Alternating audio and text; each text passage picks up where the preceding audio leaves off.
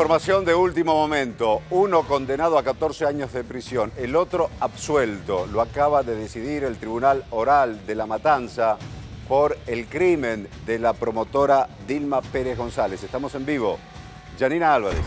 Sí es, Claudio, 14 años de prisión para Franco Di Stilo y absuelto Matías Testa, el otro imputado en este juicio que comenzó el día lunes de esta semana y se acaba de leer el veredicto en el Tribunal Oral número 4. Los dos ya fueron trasladados nuevamente al penal. Desde allí recuperará su libertad Matías Testa. Estamos junto al doctor France, quien fue el abogado en este juicio de Testa. Finalmente su defendido fue absuelto. ¿Cuáles fueron los argumentos y se leyeron? Bueno, no hubo argumentos, solamente se leyó el veredicto. El veredicto tiene que ver con la absolución o con la condena. Con respecto a Testa, lo veníamos sosteniendo desde un principio, veníamos sosteniendo su inocencia, veníamos sosteniendo que no tuvo participación alguna en ningún hecho ilícito.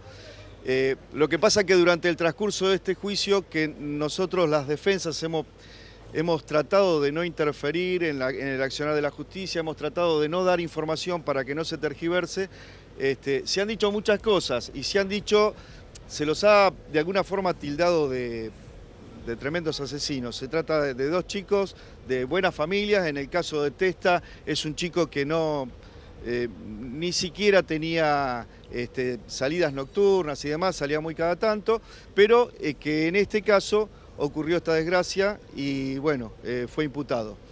Doctor France, Claudio Rigoli lo está escuchando en los estudios de C5N y seguramente, Claudio, tendrás algunas consultas para hacer ya finalizado este juicio sobre la muerte de la promotora. Lo concreto, buenos días, doctor Claudio Rigoli. Buenos días, ¿cómo te va, Claudio? ¿El estrangulamiento fue probado en la causa?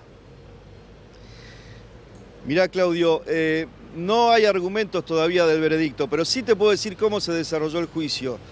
Intervinieron 3 peritos en el juicio. Sí. Y yo mismo me encargué de interrogarlos en profundidad y no he quedado conforme. Es más, la otra defensa tampoco ha quedado conforme respecto de que si hubiere alguna otra posibilidad que no sea el estrangulamiento. De hecho, yo escuché por ahí que el hueso hioides estaba fracturado, que esto es lo que se decía. Cuando yo interrogo a los peritos, la peritopatóloga me dice que el hueso hioides no le había sido remitido siquiera. Y cuando le pregunto si había cartílagos rotos, tampoco me supo contestar. Me dijo que no, que para ella no había ningún cartílago roto. Estos dos elementos son básicos en una compresión manual o en una asfixia mecánica. Y lo otro que también pudimos detectar, porque una cosa son los elementos que se arriman para poder llegar al juicio durante la instrucción penal preparatoria. Y lo otro es lo que ocurre verdaderamente en el juicio. Cuando yo le pregunto al primer perito que interviene si había encontrado señales muy típicas del ahorcamiento, como es los signos petequiales conjuntivos o signos petequiales en la cara, que son unas pequeñas manchitas, me dice que no. Y cuando le pregunto por qué no lo volcó al informe, me dijo porque le pareció que era una cuestión negativa. Sin embargo, estos dos elementos daban para poder llegar a pensar que era un ahorcamiento. Todavía la verdad es que no tengo argumentos de cómo lo condenan a Di Stilo a 14 años, pero sí tengo muy claro que durante el desarrollo del debate quedó mucha duda acerca si la asfixia se produjo por compresión manual o por alguna otra cuestión. ¿La otra cuestión cuál sería? Y mire, hay muchos elementos. De hecho, Dilma, y esto surge plenamente de la prueba, tenía un estado de intoxicación muy alto de cocaína, tenía un estado de intoxicación alcohólica, y una de las preguntas, por ejemplo, fue si una persona al convulsionar puede generar una hipoxia, que es la falta de respiración, y si puede terminar en una asfixia. Y uno de los peritos contestó que sí, que esto es muy probable. Es decir, siendo que el ambiente donde ocurrió la muerte de Dilma es un ambiente privado, donde solamente estaban los imputados, la verdad es que teniendo alternativas nunca vamos a saber realmente cuál de ellas fue la que llevó finalmente a la muerte de esta chica, ¿no? A ver, para entender un poco, doctor France, su cliente era el que estaba durmiendo cuando lo despierta el amigo para decirle que estaba...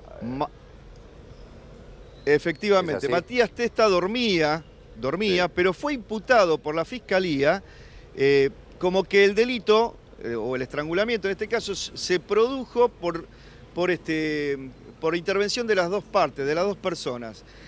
La teoría muy traída de los pelos de la Fiscalía fue que mientras Matías Testa la sostenía de los brazos, Distilo la estaba ahorcando. Digo, esto fue absolutamente desvirtuado, ya que solamente, para poder decir esto, solamente se basaron en unas equimosis que resultaban de la pericia en los brazos. Doctor, Fue desvirtuado, sí. cuénteme sucintamente la versión que le da a su cliente de lo que ocurrió esa noche. ¿Le dieron cocaína No, a la ella? versión que mi cliente me da es la misma que volcó en su declaración indagatoria y por supuesto dice que no. Y del juicio surge claramente por testigos, por el otro testigo, creo que es Enrique, que también estaba al momento de que Dilma subió por sus propios medios a la camioneta, esto así lo declara, que en ningún momento nadie le ofreció cocaína, sino que ella tenía la cocaína, que lo que pidió fue una tarjeta para poder tomarla. Así que lo que está probado realmente es que Dilma subió por su propia voluntad a la camioneta y que una vez allí consumió también por su propia voluntad sin el ofrecimiento de nadie y que finalmente terminaron en un lugar más tranquilo como es que se lo propusieron. Porque Dilma en principio pidió que se la lleve a la casa y la llevaron a la casa. Pero ahí Dilma pidió seguir seguir de juerga o algo así.